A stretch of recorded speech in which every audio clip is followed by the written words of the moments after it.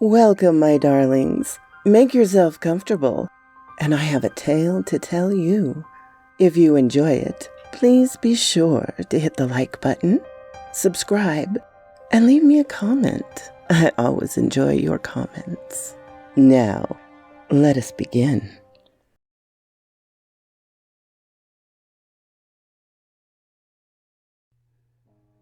The Music of Erich Zann by H.P. Lovecraft. I have examined maps of the city with the greatest care, yet have never found the Rue du Soleil. These maps have not been modern maps alone, for I know that names change.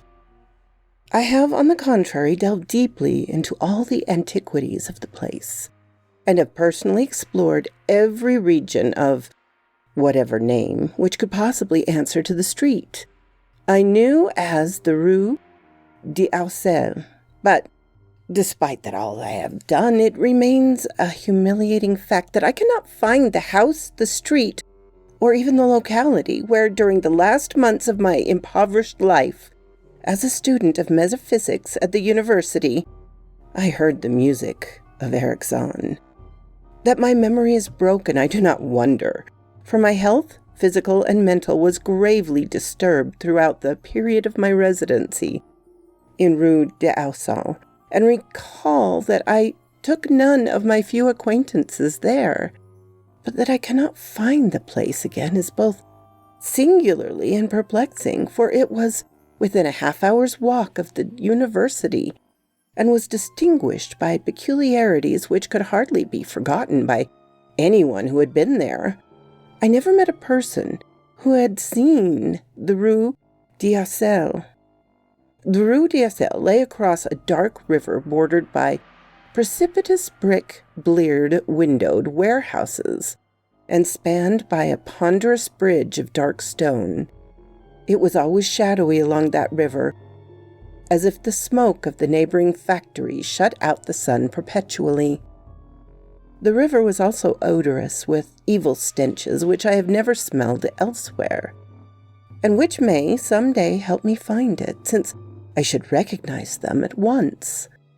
Beyond the bridge were narrow, cobbled streets with rails, and then came the ascent, the first gradual but incredibly steep as the Rue du Soleil was reached. I have never seen another street as narrow and steep as the Rue du Soleil. It was almost a cliff, closed to all vehicles, consisting in several places of flights of steps, and ending at the top in a lofty, ivied wall. Its paving was irregular, sometimes stone slabs, sometimes cobblestones, and sometimes bare earth with struggling greenish-gray vegetation. The houses were tall, peaked-roofed, incredibly old, and crazily leaning backwards, forward, and sideways. Occasionally, an opposite pair, both leaning forward, almost met across the street like an ancient arch. And certainly they kept most of the light from the ground below. There were few overhead bridges from the house to house across the street. The inhabitants of that street impressed me peculiarly. At first I thought it was because they were all silent and reticent, but later decided it was because they were all very old. I do not know how I came to live on such a street, but I was not myself when I moved there. I had been living in many poor places, always evicted for want of money, until at last I came upon that tottering house in the Rue du Soleil, kept by the paralytic Blandot. It was the third house from the top of the street, and by far the tallest of them all. My room was on the 5th floor, the only inhabited room there, since the house was almost empty. On the night I arrived, I heard strange music from the peaked garret overhead, and the next day asked old Blando about it. He told me it was an old German viola player, a strange, dumb man who signed his name as Erich Zann, and who played evenings in a cheap theater orchestra, adding that Zann's desire to play in the night after his return from the theater was the reason he had chosen this lofty and isolated garret room, whose single gable window was only pointed on the street, from which one could look over the terminating walls at the declivity and panorama beyond. Thereafter I heard Zann every night, and although he kept me awake, I was haunted by the weirdness of his music. Knowing a little of the art myself, I was yet certain that none of his harmonies had any relation to music I had heard before, and concluded that he was a composer of highly original genius. The longer I listened, the more I was fascinated, until after a week I resolved to make the old man's acquaintance. One night, as he was returning from work, I intercepted Zann in the hallway and told him I would like to know him and be with him when he played. He was a small, lean, bent person with shabby clothes, blue eyes, grotesque, satyr-like face, a nearly bald head, and at my first words seemed both angered and frightened. My obvious friendliness, however, finally melted him, and he grudgingly motioned me to follow him up the dark, creaky, and rickety attic stairs. His room, one of the only two in that steeply pitched garret, was on the west side, towards the high wall that formed the upper end of the street. Its size was very great, and it seemed the greater because of its extraordinary bareness and neglect. Of furniture, there was only a narrow iron bedstead, a dingy washstand, a small table, a large bookcase, an iron music rack, and 3 old-fashioned chairs. Sheets of music were piled in disorder about the floor. The walls were bare boards, and had probably never known plaster, whilst the abundance of dust and cobwebs made the place seem more deserted than inhabited. Evidently, Erich Zann's world of beauty lay in some far cosmos of the imagination. Motioning me to sit down, the dumb man closed the door, turned the large wooden bolt, and lighted a candle to augment the one he had brought with him. He now removed his viol from its moth-eaten cover, and taking it, seated himself in the least comfortable of the chairs. He did not employ the music rack, but offered no choice, and playing from memory, enchanted me for over an hour with strains I had never heard before, strains which must have been of his own devising. To describe their exact nature is impossible for one unversed in music. They were a kind of fugue with recurrent passages of the most captivating quality, but to me were notable for the absence of any of the weird notes I had overheard from my room below on other occasions. Those haunting notes I had remembered, and had often hummed and whistled inaccurately to myself. So when the player at length laid down his bow, I asked him if he would render some of them. As I began my request, the wrinkled satyr-like face lost the bored placidity it had possessed during the playing, and seemed to shrew the same curious mixture of anger and fright which I had noticed when I first accosted the old man. For a moment I was inclined to use persuasion regarding rather lightly the whims of senility, and even tried to awaken my host's weirder mood by whistling a few of the strains to which I had listened the night before. But I did not pursue this course for more than a moment, for when the dumb musician recognized the whistled air, his face grew suddenly distorted, with an expression wholly beyond analysis, and his long, cold, bony right hand reached out to stop my mouth and silence the crude imitation. As he did this, he further demonstrated his eccentricity by casting a startled glance towards the lone curtain window, as if fearful of some intruder, a glance doubly absurd, since the garret stood high and inaccessible above the adjacent roofs, this window being the only point on the steep street, as concierge had told me, from which one could see over the wall at the summit. The old man's glance brought Blando's remark to mind, and with a certain capriciousness, I felt a wish to look out over the wide and dizzying panorama of moonlit roofs and city lights beyond the hilltop, which all of the dwellers in the Rue d'Isson, only this crabbed musician, could see. I moved towards the window and would have drawn aside the nondescript curtain, when, with a frightened rage even greater than before, the dumb lodger was upon me again, this time motioning with his head towards the door, as he nervously strove to drag me thither with both hands. Now thoroughly disgusted with my host, I ordered him to release me, and I told him I would go at once. His clutch relaxed, and as he saw my disgust and offense, his own anger seemed to subside. He tightened his relaxing grip, but this time in a friendly manner, forcing me into a chair, and then, with an appearance of wistfulness, crossing to the littered table, where he wrote many words with a pencil in a labored French of a foreigner. The note which he finally handed me was an appeal for tolerance and forgiveness. Zann said that he was old, lonely, and afflicted with strange fears and nervous disorders connected with his music and with other things. He had enjoyed my listening to his music and wished I would come again, and not mind his eccentricities. But he could not play to another his weird harmonies, and could not bear hearing them from another, nor could he bear having anything in his room touched by another. He had not known until our hallway conversation that I could overhear his playing in my room, and now asked me if I would arrange with Blando to take a lower room, where I could not hear him in the night. He would, he wrote, defray the difference in rent. As I sat deciphering the execrable French, I felt more lenient towards the old man. He was a victim of physical and nervous suffering, as was I, and my metaphysical studies had taught me kindness. In the silence there came a slight sound from the window. The shutter must have rattled in the night wind, and for some reason I started almost as violently as did Erich Zann. So when I had finished reading, I shook my host by the hand and departed as a friend. The next day, Blando gave me a more expensive room on the 3rd floor, between the apartments of an aged moneylender and the room of a respectable upholsterer. There was no one on the 4th floor.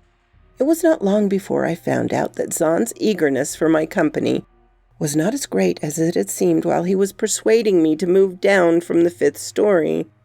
He did not ask me to call on him, and when I did call, he appeared uneasy and played listlessly. This was always at night. In the day he slept and would admit no one. My liking for him did not grow, though the little attic room and the weird music seemed to hold an odd fascination for me. I had a curious desire to look out for that window, over the wall and down the unseen slope at the glittering roofs and spires which must lie outspread there. Once I went up to the garret during theater hours when Zann was away, but the door was locked. What I did succeed in doing was to overhear the nocturnal playing of the dumb old man. At first I would tiptoe up to my old 5th floor. Then I grew bold enough to climb the last creaky staircase to the peaked garret. There in the narrow hall, outside the bolted door with the covered keyhole, I often heard sounds which filled me with undefinable dread, the dread of vague wonder and brooding mystery. It was not that the sounds were hideous, for they were not, but that they held vibrations suggesting nothing on this globe of earth, and that at certain intervals they assumed a symphonic quality which I could hardly conceive as produced by one player. Certainly Erich Zann was a genius of wild power. As the weeks passed, the playing grew wilder, whilst the old musician acquired an increasing haggardness and furtiveness, pitiful to behold. He now refused to admit me at any time and shunned me whenever we met on the stairs.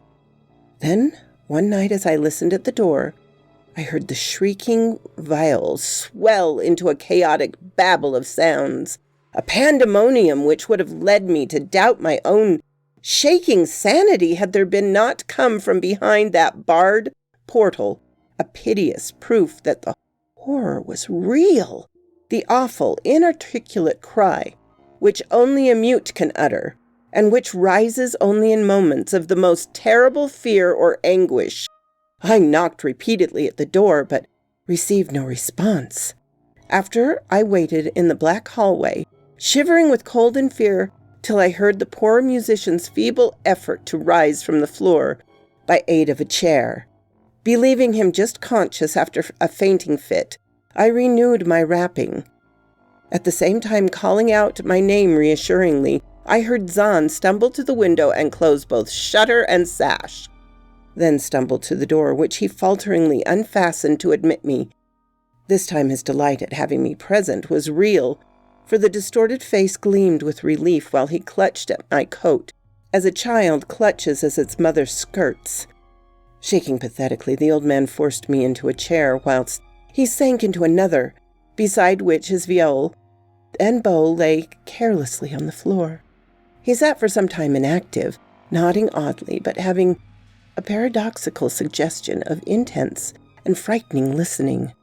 Subsequently, he seemed to be satisfied, and crossing to a chair by the table, wrote a brief note, handed it to me, and returned to the table, where he began to write rapidly and incessantly. The note implored me, in the name of mercy and for the sake of my own curiosity, to wait where I was, while he prepared a full account in German of all the marvels and terrors which beset him. I waited, and the dumb man's pencil flew. It was perhaps an hour later, while I still waited, and while the old musician's feverishly written sheets still continued to pile up, that I saw Zann start from a hint of a horrible shock. Unmistakably, he was looking at the curtained window and listening shudderingly. Then I half fancied I heard a sound myself, though it was not a horrible sound, but rather an exquisitely low and infinitely distant musical note, suggesting a player in one of the neighboring houses, or in some abode beyond the lofty wall over which I had never been able to look. Upon Zann the effect was terrible, for dropping his pencil, he suddenly rose, seized his viol, and commenced to render the night with the wildest playing I'd ever heard from his bow, save when listening at the barred door. It would be useless to describe the playing of Erich Zann on that dreadful night. It was more horrible than anything I had ever overheard, because I could now see the expression of his face, and could realize that this time the motive was stark fear. He was trying to make a noise, to ward something off or to drown something out. What, I could not imagine, awesome though I felt it must be. The playing grew faint, delirious, and hysterical, yet kept to the last qualities of supreme genius which I knew this strange old man possessed. I recognized the air. It was a wild Hungarian dance, popular in theaters, and I reflected for a moment that this was the first time I had ever heard Zann play the work of another composer. Louder and louder, wilder and wilder mounted the shrieking and whining of that desperate viol. The player was dripping with an uncanny perspiration and twisted like a monkey, always looking frantically at the curtained window. In his frenzied strains, I could almost see shadowy satyrs and bacchanals dancing and whirling insanely through seething abysses of clouds and smoke and lightning. And then I thought I heard a shriller, steadier note that was not from the viol. A calm, deliberate, purposeful, mocking note from far away in the west. At this juncture, the shutter began to rattle in the howling night wind, which had sprung up outside as if in answer to the mad playing within. Zann's screaming viol now outdid itself, emitting sounds I had never thought a viol could emit. The shutter rattled more loudly, unfastened, and commenced slamming against the window. Then the glass broke, shiveringly under the persistent impacts, and the chill winds rushed in, making the candle sputter and rustling the sheets of paper on the table where Zann had begun to write out his horrible secret. I looked at Zann and saw that he was past conscious observation. His blue eyes were bulging, glassy, and sightless, and the frantic playing had become a blind, mechanical, unrecognizable orgy that no pen could even suggest. A sudden gust, stronger than others, caught up the manuscript and bore it towards the window. I followed the flying sheets in desperation, but they were gone before I reached the demolished panes. Then I remembered my old wish to gaze from this window, the only window in the Rue d'Assel, from which one might see the slope beyond the wall and the city outspread beneath. It was very dark, but the city's lights were always burned, and I expect to see them there amidst the rain and wind. Yet when I looked from that highest of all gabled windows, looked while the candles sputtered and the insane viol howled with the night wind, I saw no city spread below, and no friendly lights gleaming from remembered streets, but only the blackness of space, illimitable, unimagined space, alive with motion and music, and having no semblance to anything on earth. And as I stood there looking in terror, the wind blew out both the candles in that ancient peaked garret, leaving me in savage and unpenetrable darkness, with chaos and pandemonium before me, and the demon madness of that night-baying viola behind me. I staggered back in the dark, without the means of striking a light, crashing against the table, overturning a chair, and finally groping my way to the place where the blackness screamed with shocking music. To save myself, and Erich Zann, I could at least try whatever the powers opposed to me. Once I thought some chill thing brushed me, and I screamed, but my scream could not be heard above that hideous viol. Suddenly, out of the blackness, the madly sawing bow struck me, and I knew I was close to the player. I felt ahead and touched the back of Zann's chair, and then found and shook his shoulder in an effort to bring him to his senses. He did not respond, and still the viol shrieked on without slackening. I moved my hand to his head, whose mechanical nodding I was able to stop, and shouted in his ear that we must both flee from the unknown things in the night. But he neither answered nor abated the frenzy of his unutterable music, while all through the garret strange currents of wind seemed to dance in the darkness and babble. When my hand touched his ear, I shuddered, though I knew not why till I felt of the still face, the ice-cold, stiffened, unbreathing face whose glassy eyes bulged uselessly into the void. And then by some miracle, finding the door and the large wooden bolt, I plunged wildly away from that glassy-eyed thing in the dark, and from the ghoulish howling of that accursed viol whose fury increased even as I plunged. Leaping, floating, flying down those endless stairs through the dark house, racing mindlessly out into the narrow, steep, and ancient street of steps and tottering houses, clattering down steps and over cobbles to the lower streets and the putrid, cannon-walled river, panting across the dark bridge to the broader, healthier streets and boulevards we know. All these are terrible impressions that linger with me, and I recall that there was no wind and that the moon was out and that all the lights of the city twinkled.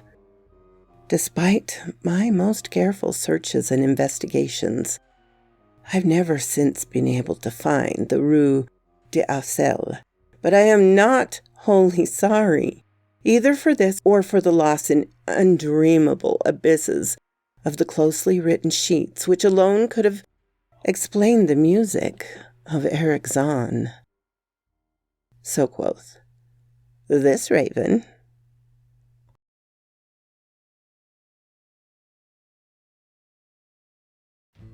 What? You're still here after the whole story? I really appreciate that, darlings. Please hit the like button and subscribe if you haven't. And I always love to hear from you. Have a glorious day, my darlings.